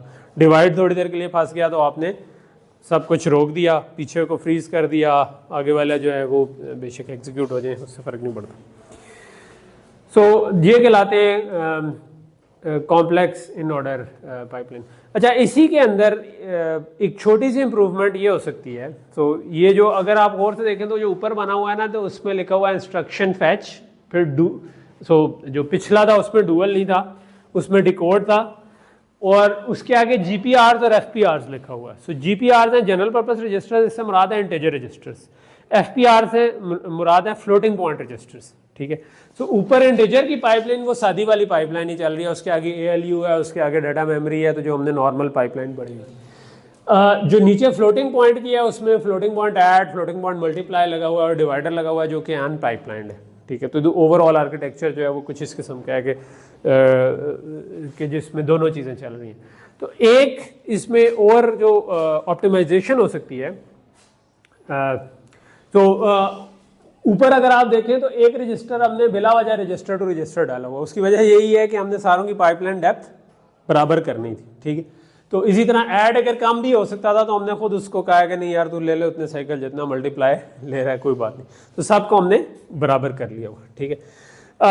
ऑब्वियसली हमने जो लंबी पाइपलाइन लगाई है तो इसका मतलब है कि राइट बैक लेट होगा। राइट बैक लेट होगा तो इसका मतलब है कि अगली इंस्ट्रक्शन को अगर वो डाटा यूज़ करना हुआ तो उसको इंतज़ार करना पड़ेगा, और उसको हल करने का तरीका हम ऑलरेडी पढ़ चुके हैं। क्या था? अगर राइट बैक लेट होना हो पाइपलाइन में और उससे पिछली अगली इंस्ट्रक्शन को डाटा चाहिए तो हम क्या करें?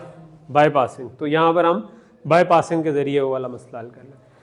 अच्छा, तो एक जो उसमें इम्प्रूवमेंट है थोड़ी सी, वो ये हो सकती है कि आप एक के बजाय दो इंस्ट्रक्शंस पैरेलल में भी इशू कर सकते हैं, ठीक है। तो ये कह लो कि बहुत कम पैसों में ज़्यादा फ़ायदे वाली बात कह लें, ठीक है। कि वो क्या है कि आप सिर्फ इंस्ट्रक्शन फैच वाली स्टेज को थोड़ा सा वाइड कर दें, यानी वहाँ पे जो कैश लगी है वो दो इंस्ट्रक्शंस एक वक्त में इशू। अगर जो दो इंस्ट्रक्शंस फैच हुई हैं उनमें से एक इंटीजर है और एक फ्लोटिंग पॉइंट है, तो क्योंकि इसके ऊपर का पूरा पाथ जो है, ऊपर वाली लाइन इंटीजर है, नीचे वाली फ्लोटिंग पॉइंट है, तो दो आप पैरेलल में भी चला सकते हैं, ठीक है। अगर दोनों फ्लोटिंग पॉइंट आ गई तो आप उनमें से एक को आगे इशू कर देंगे, और फिर उससे अगले वाली साइकिल में जब आपकी अगली फैच होगी, अगर उसमें से एक इंटीजर और एक फ्लोटिंग पॉइंट आ गई तो आप दोनों को पैरेलल चला देंगे, नहीं तो आप जो सी इंस्ट्रक्शन है। तो ये वाला जो है एक छोटा सा ऑप्टिमाइज। तो बेसिकली जो आर्किटेक्चर है ना, इट्स प्रॉब्लम सॉल्विंग, कि आप डिज़ाइन के अंदर छोटी सी कोई चालाकी ऐसी डाल दें कि वो चीज़ तेज़ चल जाए, और कई दफ़ा वो जो है ना वो बाकियों को फिर बीट कर जाती है, ठीक है। तो ये इनएक्सपेंसिव वे ऑफ कह लो इंक्रीजिंग थ्रूपुट था, जो कि रियल प्रोसेसर जो है उनमें से MIPS R5000 R4000 हमने पीछे देखा, R5000 जो है उसके अंदर फिर उन्होंने ये मल्टी इशू भी डाल दिया था। और इसी तरह अल्फ़ा प्रोसेसर में जो 92 का एक प्रोसेसर है उसमें भी था, और इसको इससे वाइडर पाइपलाइंस पे भी आगे एक दो प्रोसेसर्स की जो एग्जांपल्स दी हुई हैं, अल्फ़ा का जो अगला मॉडल है और अल्ट्रा स्पार्क है, उसमें आपने क्या किया कि इसको 4 इशू पे, दो के बजाय 4 इशू के ऊपर ले गए। तो यही वाला आइडिया आप थोड़ा सा बढ़ा सकते हैं कि भाई मैं फंक्शनल यूनिट बढ़ा दूँ, मैं एडर जो है एक के बजाय दो लगा दूँ, और जनरल पर्पस जो आपका ALU है एक के बजाय दो लगा दूँ इंटीजर। तो क्या होगा कि आप पीछे से 4 फैच करें तो दो इंटीजर पैरेलल में चला दें, दो ये पहले। तो ये वाला आइडिया जो है ना, इसको हम कहते हैं मल्टी इशू, कि मल्टीपल इकट्ठे। तो जो रियल प्रोसेसर हैं उनमें ज़्यादातर मल्टीपल इंस्ट्रक्शंस पैरेलल में इशू हो रही होती हैं, ताकि आप फास्ट से फास्ट कर सकें, क्योंकि प्रोसेसर की दुनिया में बिकता क्या है कि कितना तेज़ है आपका प्रोसेसर, और तेज़ के लिए क्या करेंगे, जितनी आप पैरेलल में चीज़ें कर सकें। ओके, तो ये वो था जहाँ तक मैं पिछली क्लास में करना चाह रहा था, लेकिन हम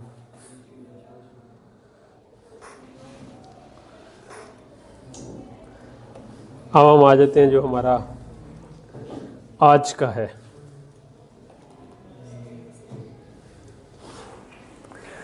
okay, before going into memory, जो मैं काफ़ी दिनों से सोच रहा था कि अभी पहुंचते हैं, लेकिन हम आहिस्ता आहिस्ता ज़रा लेट पहुंचे, बट आई होप कि अब आपको तसल्ली बख्श तरीके से पाइपलाइनिंग की समझ आ गई होगी। इधर मैं थोड़ा सा वापस जाऊंगा, ठीक है। I will come to board. और मैंने आपको शुरू में क्या बताया था कि हमारा जो पाथ, पहले लेक्चर में मैंने बताया था कि हम पहला टारगेट क्या है कि हम एक सिंपल अनपाइपलाइंड प्रोसेसर बनाएं, लेकिन वो क्या करता हो, जो C या कोई भी जावा जो भी आपने पढ़ी है, इसके कंस्ट्रक्ट्स को सपोर्ट करता हो। नॉट ऑल ऑफ देम, यानी फ्लोटिंग पॉइंट का भी हमने कुछ नहीं डाला था, फ्लोटिंग पॉइंट अब हमने डालना शुरू कर दिया, लेकिन उससे मेरी मुराद थी इफ एल्स लूप्स, सिंपल जो ALU के काम थे, और फंक्शन कॉल्स, ठीक है। तो हमने शुरू का कुछ टाइम इस पे लगाया, ठीक है, हमने एक काम किया, हमने कहा कि हम और किसी चीज़ पे फोकस नहीं करते कि तेज़ करना है या नहीं। तो अनपाइपलाइन का मतलब था कि तेज़ की परवाह नहीं है, काम होना चाहिए पूरा। ठीक है, एक वेरिएबल हमने रिजॉल्व कर दिया। दूसरा हमने कहा कि अच्छा आप ज़रा तेज़ करने में आते हैं, तो हमने आयरन लॉ पढ़ा, हमने कहा कि साइकिल टाइम काम करना है हमने। ठीक है, CPI भी 1 ही रखनी है मगर साइकिल टाइम करना है। ठीक है, तो वो पंजाबी में कहते हैं ना, चौपड़ियाँ भी तो दो दो भी। ठीक है, कि हमने दोनों काम करने हैं। तो एक हमने क्या करना है कि हम फास्ट भी करना चाहते हैं, लेकिन हम चाहते हैं कि CPI जो है ना वो भी 1 ही रहे या तकरीबन 1 ही रहे। ठीक है, तो उसके लिए हमने कहा अच्छा चलो फास्ट करने के लिए पाइपलाइन कर देते हैं। ठीक है, तो पाइपलाइनिंग में हमने वही जो पूरा एक अनपाइपलाइन काम था उसके दरमियान में हमने रजिस्टर लगा के उसको तोड़ दिया। लेकिन जब हमने ये किया तो इससे कुछ प्रॉब्लम पैदा हो गए जिनको हमने कहा हैज़र्ड्स। ठीक है, और उन हैज़र्ड्स को हमने कहा कि यार उनमें से कुछ डाटा हैं, कुछ कंट्रोल हैं, कुछ स्ट्रक्चरल हैं। ठीक है, ये पूरा रिपीट करने का एक मतलब ये भी है कि हमें चीज़ें याद रहती हैं जब हमें पूरी स्टोरी ज़हन में हो।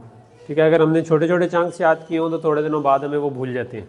बट अगर आपको पूरी स्टोरी ज़हन में हो, ठीक है, वो एक है कि आप मैं कई दफ़ा कहता होता हूँ कि छोटे छोटे कॉन्सेप्ट ज़हन में रखना झाड़ियों की तरह होता है कि आपकी बहुत सारी झाड़ियाँ आपने दिमाग में बना ली, लेकिन अगर आपने पूरी स्टोरी ज़हन में रखी हुई है ना तो it's more like a tree, कि ट्री की आप मेन ट्रंक ये है, उससे ये ब्रांचेस निकल रही हैं, और कुछ डिटेल अगर आपको भूल भी गई तो आपको पता है कि यार ये मुझे फ़लाँ लेक्चर के फ़लाँ जगह जो है ना उसका मैं आधा घंटा लगाऊंगा या घंटा लगाऊंगा तो ये मुझे दोबारा रिवाइज हो जाएगी, कोई मसला नहीं है, लेकिन मुझे मोटा आइडिया ज़हन में है। ठीक है, तो मैं ये चाहता हूँ कि मोटा आइडिया आपके ज़हन से कभी ना निकले। ठीक है, तो हम स्टार्ट हुए थे अनपाइपलाइन के साथ बिकॉज हम ये सपोर्ट करना चाह रहे थे। तो this was the feature that we added in our processor. हमने बाकी चीज़ों को छोड़ दिया, यानी इसको हमने कहा कि यार डोंट वरी अबाउट इट। फिर हमने कहा कि अच्छा अब आ जाओ इस वाले फीचर पे, फास्ट करो। क्यों आओ? फास्ट करना चाह रहे हैं। ठीक है, फास्ट किया, फास्ट हो गया, क्लॉक स्पीड बढ़ गई, लेकिन हैज़र्ड आ गए। हमने कहा अच्छा चलो अब इसको देखते हैं कैसे करना है। डेटा हैज़र्ड जो थे उनमें हमने कहा कि यार इंटरलॉक कर लेंगे, रोक देंगे। ठीक है, इससे CPI कम होगी। तो हमारी ख्वाहिश ये भी थी कि ये भी रहे, चलो बाईपास कर देते हैं। ठीक है, तो CPI दोबारा 1 के करीब आ गई, 1 नहीं हुई लेकिन करीब आ गई। ठीक है, सो हमने ऑलमोस्ट करीब टू 1 रखते हुए ये काम कर लिया कि यार ठीक है पाइपलाइनिंग। लेकिन सिर्फ डाटा नहीं थे, कंट्रोल हैज़र्ड्स भी थे। कंट्रोल हैज़र्ड्स थे तो इसके अंदर ब्रांचेस और जो आपके जंप्स की वजह से थे। ठीक है, तो इसकी वजह से आपके बबल्स बीच में आ जाते। ठीक है, तो हमने कहा यार ये अब पूरी तरह तो ख़त्म नहीं हो सकते। ठीक है, इनको थोड़ा सा फास्ट किया जा सकता है, जिस तरह ब्रांच के केस में बात का जो ALU पे जाके हम डिसीजन ले रहे हैं, अगर हम वो डिकोड की स्टेज पर डिसीजन ले लें किसी तरह, एक और एडर पैरेलल में लगा दें या एक और कंपैरेटर लगा दें और एडर लगा दें, तो आप उसको भी फास्ट कर सकते हैं। ठीक है, लेकिन हार्डवेयर बढ़ाकर एक बबल कम कर सकते हैं। इसके हमने एक डिले स्लॉट वाला सोल्यूशन पढ़ा कि यार आप कहेंगे यार यहाँ पर ये डिले आना ही है तो कंपाइलर खुद वो डाल दे। ठीक है, वहाँ पर कोई ना कोई इंस्ट्रक्शन या कोड करने वाला खुद डाल दे। ठीक है, लेकिन हमने देखा कि ये स्केल बहुत ज़्यादा अच्छे तरीके से नहीं करता। ठीक है, इसका हमने दूसरा सोल्यूशन अभी नहीं पढ़ा जो कि हम थोड़ा सा आगे जाके पढ़ेंगे, जिसको हम कहते हैं ब्रांच प्रेडिक्शन।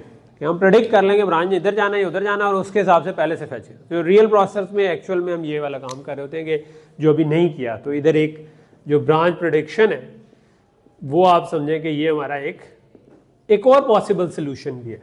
तो ब्रॉडर पिक्चर आपके जहन में ये क्लियर होनी चाहिए, ये इस लिहाज से। स्ट्रक्चरल हैज़र्ड हमारे केस में तब नहीं आए जब हमने सिंपल पाइपलाइन पढ़ी। फिर हमने कहा कि यार जरा डीपर पाइपलाइन देखते हैं। ठीक है, और साथ ही functional floating point unit add करने की कोशिश करते हैं, तो तब ये भी आना शुरू हो गया। ठीक है, और इसको रिजॉल्व करने के लिए हमने कहा कि अच्छा कॉम्प्लेक्स इन ऑर्डर पाइपलाइन बना दो, जो कि हमने भी पीछे देखी थी कि यार सब की डेप्थ बराबर कर दो, तो स्ट्रक्चरल हैज़र्ड खत्म हो गया। ठीक है, और बाकी के लिए हम रोक देंगे। ठीक है, बाईपासिंग उसमें भी जारी रखो। ठीक है, तो ये काइंड ऑफ अभी तक के हम जो है ना, जो हमने चीज़ें जो कह लें हमारा उनको कहते होते हैं फरमाइशी प्रोग्राम जो था कि हमने एक एक चीज़ पहले एक फरमाइश डालनी है फिर दूसरी डालनी है। अब हम आना चाह रहे हैं तीसरी फरमाइश पे कि अभी तक जो है ना मेमोरी जो है वो हमने एक बड़ा सादा मॉडल एज्यूम किया हुआ है। हमने कहा हुआ कि यार जिस तरह एक बड़ी सी रेज फाइल ही मेमोरी समझ लो एक तरह से। ठीक है, तो लेकिन बड़ी सी रेज फाइल स्लो हो जाएगी। ठीक है, तो मेमोरी को क्या करें? तो अब हम इस वाले सेक्शन पे आना चाह रहे हैं मेमोरी। तो इसका थोड़ा थोड़ा हिंट मैं बीच में कराता रहा कि यार कैश एक चीज़ होती है। तो अब बेसिकली इसके अंदर हम दो चीज़ें पढ़ना चाहेंगे, कैशेस और वर्चुअल मेमोरी। ठीक है, तो ये हमें दो चीज़ें हैं समझ आ जानी चाहिए। ठीक, तो ये हमारा मेन गोल है कि ये हम कंप्लीट कर लें। उसके बाद फिर हम आगे अगली कहानी पे आएंगे। अच्छा कि ये अभी हमने जो इन ऑर्डर पाइपलाइन बनाई है उसके बजाय अगर आउट ऑफ ऑर्डर पाइपलाइन हो तो क्या होगा, और उसके बाद फिर हम जरा डिफरेंट जो आर्किटेक्चर्स हैं VLAD।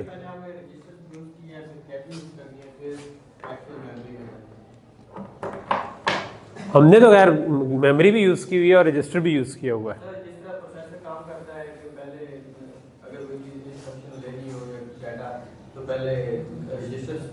इंस्ट्रक्शन नहीं आती रजिस्टर में, इंस्ट्रक्शन तो मेमोरी से ही फेच हो रही होती है। डाटा जो है उसके लिए हमने कहा था कि लोड करेंगे और उसके बाद ऑपरेट करेंगे। बिल्कुल, तो वो जो लोड था वो मेमोरी से होता था और आगे रजिस्टर। तो रजिस्टर भी हम यूज़ कर रहे थे, मेमोरी भी। लोड की इंस्ट्रक्शन रजिस्टर भी यूज़ करिए, मेमोरी भी यूज़ करिए। अब हम दरमियान में एक स्ट्रक्चर डालने लगे हैं जिसको हम कैश कहते हैं, जो कि वही काम को थोड़ा सा, अब ख्वाहिश क्या है, ख्वाहिश हमारी यहाँ पर है कि जी ये मेमोरी जो है ना it should be big and fast. ठीक है, तो दो काम हम चाहते हैं कि मेमोरी बड़ी भी हो और फास्ट भी हो। अब मसला ये होता है कि ये दोनों काम इकट्ठे नहीं होते। ठीक है, एक चीज़ मिलती है, दोनों चीज़ें नहीं मिलती। ठीक है, तो उसको हम कैसे हैंडल करेंगे वो हम अब देखेंगे आगे। ठीक, क्या हुआ, सबको सब नहीं मिलता, बिल्कुल सही बात है।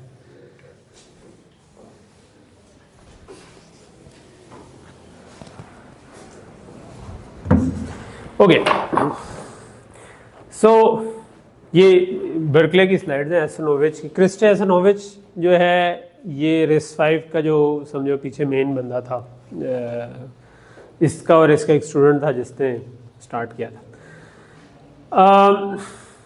ये तो कुछ हिस्ट्री है कि शुरू में पंच कार्ड्स होते थे, फिर पेपर टेप पे आ गए। ठीक है, फिर कैपेसिटर बेस्ड आ गई।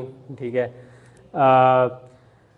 फिर डायोड बेस्ड आ गई। तो हम इन पे ज़्यादा नहीं जाएंगे, लेकिन ये है कि ये ओवर ईयर्स किस तरह से ग्रो करती रही।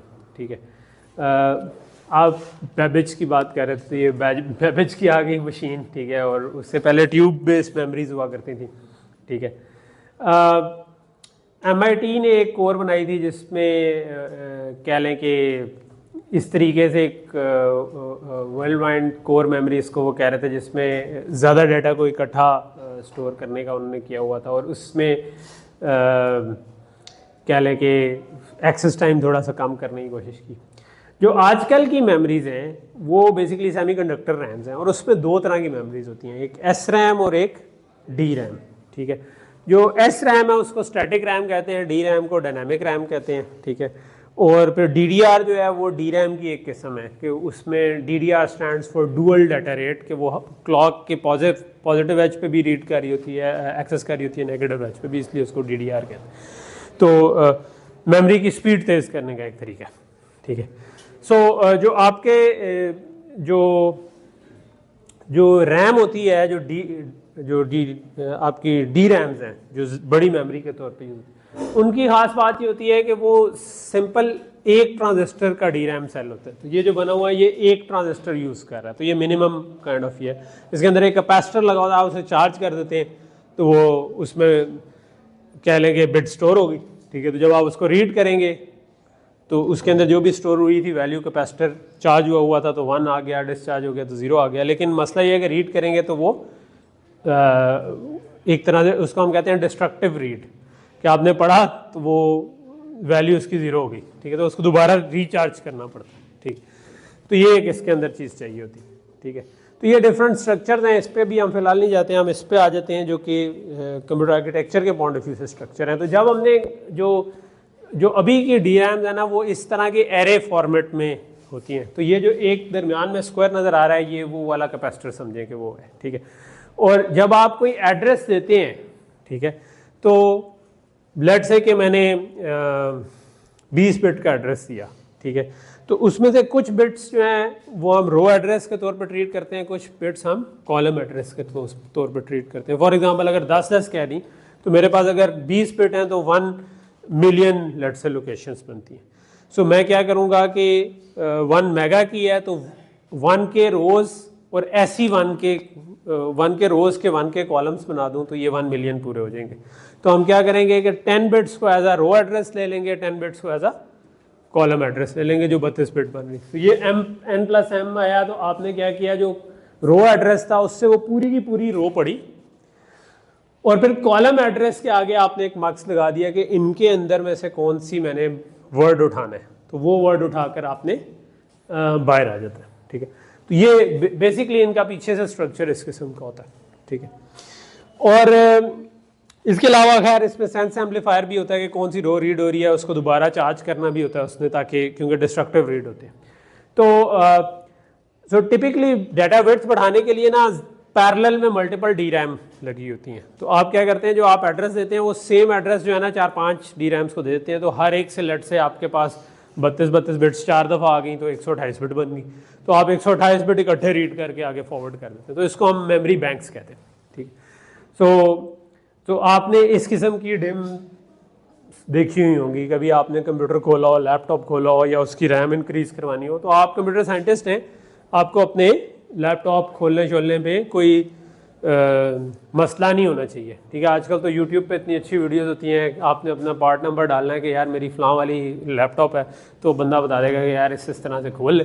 ठीक है, तो हम लोग ये अक्सर यही काम करते हैं कि आपकी कोई डील अच्छी चल रही हो, वहाँ से आपने लैपटॉप मंगवा लिया। ठीक है, कोई बाहर से आ रहा है, उधर कोई डील चल रही है, ठीक है, ब्लैक फ्राइडे की, क्रिसमस की, किसी चीज़ की, आपको बंदा आ रहा है तो हमने लैपटॉप अच्छी स्पेक्स के ले लिए। कई दफ़ा उनमें अब मिसाल के तौर पर रैम कम है या हार्ड ड्राइव कम है या स्पेशली जो SSD कम है, तो हमने SSDs की अलहदा डील से मंगवाए होते हैं। तो कंप्यूटर साइंटिस्ट का ये काम है कि वो इसको ये कामों में कोई हार नहीं होना चाहिए, खोले नई अपनी डाल दे हार्ड। जिस तरह इसके अंदर भी मेरा ख्याल है 2-3 टेरा की मैंने अब हार्ड ड्राइव डाली हुई है। ठीक है, क्योंकि पिछला डाटा 15-20 साल होगा, कहीं ना कहीं पे इतना सारा हो ही जाता है आपका। ठीक, तो वो इस्तेमाल हो जाता है। और SSD का आपको पता ही होगा कि solid state drive, hard drive की बात मैं कह रहा हूँ, वो फास्ट होती हैं निस्बतन जो आपकी पुरानी हार्ड डिस्कें होती थी। ओके, सो ये आपकी जो डिम स्लॉट्स हैं ये आपको पता होना चाहिए कितनी है, उसी डिम से कंपैटिबल आप रैम ला कर अपग्रेड अपने खुद भी कर सकते हैं, इसमें कोई मसला नहीं है। सदर से आपको मिल जाएगी, उधर जाएं और ख़रीद के ले आएँ। कोई इनएक्सपेंसिव, बहुत ज़्यादा एक्सपेंसिव चीज़ नहीं है, सस्ते में ही आपका अपग्रेडेबिलिटी हो जाती है। हम हार्डवेयर डिज़ाइनर टाइप के बंदे जो हैं उनको चाहिए होती है अमूमन हार्ड डिस्क और रैम ज़्यादा। अभी आप लोग FPGAs पे काम नहीं कर रहे, आपको नहीं चाहिए अभी, क्योंकि आप लोगों ने लॉजिक डिज़ाइन में FPGAs तक नहीं गए, लेकिन जिन्होंने FPGAs पे काम करना हो उनके जो टूल्स हैं वही Xilinx का जो है 100 GB का तो डाउनलोड है, इंस्टॉल 100 GB तो यूँ करके वो खा जाता है। ठीक है, तो मैंने भी आप लोगों को वो इंस्टॉल करने के लिए नहीं दिया, हालांकि वो ज़रा बेहतर होता क्योंकि उसमें हम सिस्टम वेरिलॉग फॉर वेरिफिकेशन भी कर लेते शायद। लेकिन जो एक वजह है जिसकी वजह से हम इसके ऊपर गए हैं वेरिलेटर के ऊपर, वो इसकी वजह यही है कि ये इसका फुटप्रिंट छोटा है, यानी इसमें उतना ज़्यादा आपको स्टोरेज नहीं चाहिए। तो सादा लैपटॉप कुछ भी आपको चाहिए हो, काम आपका हैम्पर नहीं होगा। तो ये खैर डिफरेंट एग्जांपल्स हैं कि वो पैकेज कैसे होते हैं। मुझे जो जिस पे ज़्यादा कहते हैं, जिस पे मैं आना चाह रहा हूँ वो ये है कि बेसिकली जो मेमोरी का जो रीड राइट एक्सेस है ना, तो हम तो अभी कह रहे थे कि वो एक बड़ी सी रेज फाइल है, तो असल में वो बड़ी सी रेज फाइल नहीं है। ठीक, जो डी रैम है ना वो इस तरह से एक्सेस होती है। ठीक है, एस रैम जो होती है ना वो उसमें तकरीबन समझे कि 5 से 6 ट्रांजिस्टर पे एक बिट स्टोर होती है। डी रैम में एक ट्रांजिस्टर पे हो जाती है। तो इसका मतलब है कि इसको स्केल करना ज़्यादा फ़ायदेमंद है कि आप 5 ट्रांजिस्टर में तो इसमें 5 बिट सेव कर लेंगे, right. So cost D RAM की कम होगी, इसीलिए अभी तक आप देखेंगे कि आपकी डी रैम्स ही लगी हुई हैं। एस रैम यूज़ होती हैं प्रोसेसर के अंदर जो मेमोरीज लगी होती हैं। ठीक है, तो प्रोसेसर की एक चिप है, उसके अंदर मेमोरी लगी हुई है। उनका जो मोटा सा प्रिंसिपल होता है ना, ये मैं बोर्ड पे अगर आपको कहूँ तो वो कुछ इस किस्म का होता है। मैंने शुरू में आपको एक लैच भी बताया था, राइट, लेकिन लैच से ही मिलता जुलता काम ये भी होता है कि आप ना 2 नॉट गेट लगाते हैं जो एक दूसरे को एम्फेसाइज, किसी तरह आप इधर अगर 1 कर देंगे तो ये यहाँ से 0 होगा और दोबारा 0, दोबारा नॉट होकर 1 हो जाएगा, तो यहाँ पर 1 0 सेव हो जाएगा। इधर 0 करेंगे तो यहाँ पर 1 आ जाएगा, राइट। तो इधर 0 हो जाएगा, ठीक है। तो ये एक लूप में फंस जाएगा आपका 1 या 0, ठीक है। तो आप इसको थोड़ा सा कह लेंगे, ये बहुत ही सिंप्लीफाइड है, लेकिन बेसिकली आप इसको यूज़ करते हुए 4-5 ट्रांजिस्टर यूज़ करते हुए 1 बिट सेव कर सकते हैं। और इसी तरह से SRAM थोड़ा सा बनी होती हैं जो कि काइंड ऑफ रेज फाइल बड़ी इसी की तरह ही एक तरह की होती हैं, सिवाय 1 साइकिल या 2 साइकिल का टाइम लगता है इनको एक्सेस करने में। रेज फाइल में आप एड्रेस देते हैं, उसी साइकिल में डाटा आ जाता है। इनको यूज़ करने का मकसद ये है कि हमें डाटा अमूमन ज़्यादा चाहिए होता है, ताकि आप लोग यूट्यूब देख सकें, स्पॉटिफाई सुन सकें। डाटा है ना ये सारा, तो इस डाटा को क्या करना है, ये कैसे प्ले हो रहा है आपके पास, पीछे वही ऐड सब्ट्रैक्ट मल्टीप्लाई हो रहे हैं, ठीक है। तो किसी ने वो एल्गोरिदम सोचा कि यार एक वीडियो जो है वो असल में बहुत सारे इमेजेस से मिलके बनी है, और हर इमेज जो है उसको कंप्रेस किया जा सकता है, इमेज टू इमेज कंप्रेशन पर लगाई, जिसको हम तो वो उसे MP4 फॉर्मेट, MP3 फॉर्मेट, ये जो आपके हैं ये यही काम ही करें, ठीक है। तो उनको चलाने के लिए वो पूरा डाटा कहीं पे मेमोरी में नहीं, ये सारी चीज़ें मिलके चला रही है ना। अब जो स्टोर है, आपने एक तस्वीर खींची तो वो इमेज स्टोर हो गया आपका जो भी SD कार्ड था लेट से मोबाइल का, ठीक है। तो आप अगर कहते हो कि जी मेरा 20 मेगापिक्सल कैमरा है, तो 20 मिलियन पिक्सल्स हैं, हर पिक्सल जो है अगर उसमें RGB की 8-8 बिट लगाएं तो 24 बिट की एक बन जाती है, ठीक है। तो 3 बाइट्स बन जाती हैं, तो 24 × 3 तकरीबन समझे कि 75 मेगाबाइट की बात हम कर रहे हैं, ठीक है। तो 75 मेगाबाइट जो है वो तो काफ़ी बड़ा नंबर है ना।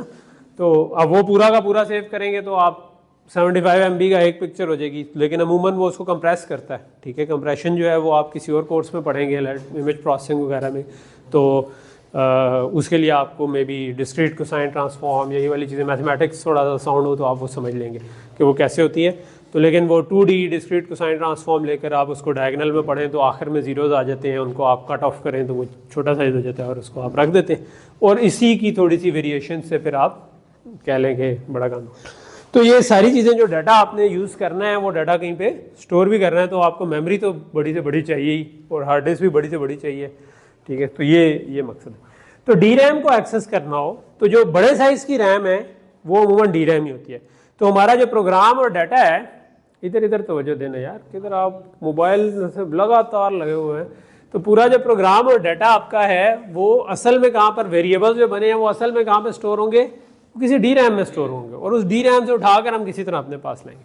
तो DRAM को एक्सेस करने के लिए इसका मतलब है 3 स्टेप्स होंगे। पहली चीज़ रो एक्सेस, जिसको हमने RAS ऊपर लिखा हुआ है, फिर आपने कॉलम एक्सेस जिसको CAS लिखा हुआ है, ठीक है। तो और उसके बाद आपका एक प्री चार्ज की स्टेज होती है, charge bit lines to known value, ताकि आप अगली दफ़ा उसको एक्सेस कर सकें, ठीक है। सो हर जो स्टेप है उसकी 15 से 20 नैनो सेकेंड की लेटेंसी है, ठीक है। तो 15 से 20 नैनो सेकेंड, मिसाल के तौर पर आपका प्रोसेसर 1 गीगा पे अगर चल रहा हो तो वो 1 नैनो सेकेंड पे एक काम करता है। तो इसमें हर स्टेप की 15 से 20 नैनो सेकेंड की लेटेंसी है। तो इसका मतलब है कि ये उससे काफ़ी स्लो चल रही है, ठीक है। तो हमने जो सारा फास्ट किया था उसकी नाश बच जाएगी अगर हमने स्लो इधर कर दिया कि जी वो प्रोसेसर तो तेज़ चल रहा था, जो पाइपलाइन अभी हमने पढ़ा था तेज़ कर दो, लेकिन जैसे ही लोड वर्ड आया, अच्छा आप 30 साइकिल इंतज़ार फरमाए, अभी वो रैम से डाटा, ठीक। सो रैम का कोई आप डाटा शीट अगर उठा के देखेंगे तो उसमें लिखा होगा डिफरेंट कंट्रोल सिग्नल्स और डाटा सिग्नल्स, लेकिन जो आप बेसिकली कर रहे होंगे कि आप जो एड्रेस देंगे, पहले आप कॉलम एड्रेस देंगे, रो एड्रेस देंगे, ठीक है, कुछ साइकिल वेट करेंगे तो डाटा आना शुरू होगा, कॉलम एड्रेस देंगे तो कुछ साइकिल के बाद कॉलम का डाटा आएगा, और उसके बाद ये असल में डाटा आना शुरू हुआ है। तो एक कॉलम पे, और उसके बाद आपको थोड़ा सा और प्री चार्ज का इंतजार करना पड़ेगा अगला एड्रेस देने से पहले, ठीक है। तो ये टोटल आपके कुछ साइकिल्स लग जाएंगे 10-20 के करीब, जो कि आपने इसको एक्सेस करने में लगाने। लेकिन एक चीज़ अच्छी है कि आपने एक दफ़ा रो और कॉलम एक्सेस कर लिया तो आप उधर से एक बर्स्ट ऑफ डाटा भी उठा सकते हैं, कि उस पूरे कॉलम में जो आगे वैल्यूज़ पड़ी हुई थी वो सारी की सारी भी आप एक एक करके उठा सकते हैं, क्योंकि कॉलम तो रो तो पूरी आपने उठा लिया है, तो सॉरी रो तो उठा लिया, उसमें कॉलम और उससे अगले कॉलम्स का डाटा भी उस रो से उठा। तो बेसिकली हम ये चाहते हैं कि ये अब हमारी रियलिटी है कि जी कि मल्टीपल चीज़ें हैं। पहली चीज़ ये है कि हम सस्ती मेमोरी चाहते हैं तो ज़्यादा बड़ी से बड़ी हो, और बड़ी से बड़ी चाहते हैं। सस्ती बनानी है तो DRAM से ही बनेगी, DRAM से बनेगी तो इस तरह से एक्सेस होगी, इस तरह से एक्सेस होगी तो वो फिर स्लो होगी, ठीक है, लेटेंसी होगी, ठीक है। तो अब मसला यही है कि जो मेमोरी एक्सेस टाइम है ना, it is much greater than processor cycle time. ये तो हमें नज़र आ रहा है कि 15-20 नैनोसेकंड अगर 2-3 दफ़ा आपको चाहिए तो वो 2-3 दफ़ा चाहिए, तो ये तो मेरे ख्याल है क्या लेंगे 50-60 साइकिल की बात हो रही है। लेकिन क्योंकि हम बर्स्ट रीड कर सकते हैं तो ऑन एवरेज उतना 50-60 साइकिल नहीं बने, लेकिन स्टिल काफ़ी सारे साइकिल बन गए। और अगर लेट से कि आपका if fraction m of instruction access memory 1+n memory references पर, सो लेट से कि 1% आपकी या 3% आपकी या लेट से 10% इंस्ट्रक्शन जो है वो लोड वर्ड की है, ठीक है। तो इसका मतलब हर 10वीं इंस्ट्रक्शन जो है वो आपकी लोड वर्ड की है, ठीक है। तो आप 1+m/10 ये आपकी वो बन गया कि मेमोरी रेफरेंसेस पर इंस्ट्रक्शन बनेंगे ना, कि जो भी आपका ये फ्रैक्शन बनता है कि 0.1 इंस्ट्रक्शन रेफरेंस आपका बनेगा पर इंस्ट्रक्शन, ठीक है।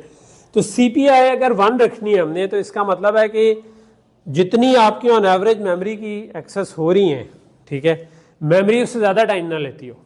यानी मिसाल के तौर पर हर 10वीं इंस्ट्रक्शन अगर मेमोरी की इंस्ट्रक्शन है तो 9 साइकिल के अंदर मेमोरी से डाटा आ जाता हो, ताकि जब अगली आपके पास इंस्ट्रक्शन आए मेमोरी वाली तो उतनी देर में डाटा आ चुका, ठीक है। तो ये ग्राफ है जो परफॉर्मेंस शो कर रहा है प्रोसेसर्स की ओवर ईयर्स, ठीक है। तो नीचे आपके पास टाइम चल रहा है और कॉलम जो आपकी वाई एक्सेस पे परफॉर्मेंस चल रही है। तो प्रोसेसर की परफॉर्मेंस जो है ना वो तकरीबन 60% पर ईयर ग्रो होती गई। मेमोरी की परफॉर्मेंस जो है वो उससे काफ़ी कम स्पीड पे ग्रो हुई है ओवर ईयर्स, यानी तकरीबन 7% पे। तो ये जो इनके दरमियान गैप है ये बढ़ता जा रहा है, और ये गैप इस चीज़ को सिग्निफाई कर रहा है कि यार ये जो हम पिछली स्लाइड पे कह रहे थे ना कि अगर आपने मेमोरी एक्सेस करनी है तो मेमोरी तो आपका स्लो ही चलेगी। तो मेमोरी बड़ी तो हो रही है, बड़ी होने के हिसाब से वो काफ़ी तेज़ी से जा रहे थे, लेकिन जो एक्सेस टाइम है उसका वो स्लो ही है, ठीक है। तो अब इसको क्या हल करें, ठीक है। तो अगर आपका 4:3 गीगाहर्ट्ज़ का सुपर स्केलर है तो अब आप 1 नैनोसेकंड में 3 साइकिल उसके गुजर जाते हैं 3 गीगाहर्ट्ज़ पे, और 4 इशू है तो इसका मतलब है कि 1 नैनोसेकंड में आपने क्या ले 4 × 3 यानी 12 इंस्ट्रक्शंस तो आप 1 नैनोसेकंड में गुजार देते हैं, ठीक है। और अगर आपका DRAM जो है ना वो 100 नैनोसेकंड ले जाती है तो इसका मतलब आपकी 1200 के करीब इंस्ट्रक्शंस होंगी गुजर सकती हैं उस टाइम में जितनी देर में मेमोरी से डाटा आना है। तो अभी काफ़ी बड़ा नंबर है कि आप 1000 इंस्ट्रक्शन चला लें जितनी देर में।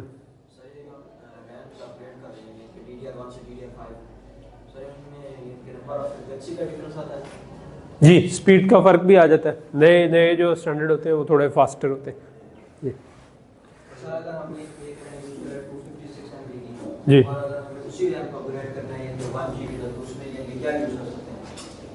बड़ी रैम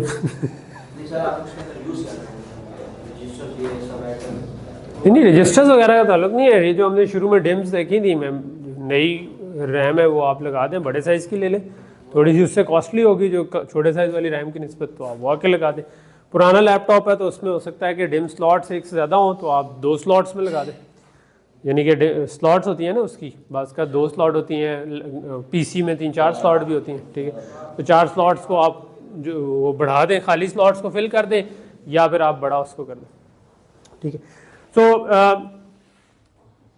सो हमारे पास 2-3 मिनट रह गए हैं तो मैं जस्ट छोटा सा इसको रैप अप करता हूँ 2-3 स्लाइड्स के बाद।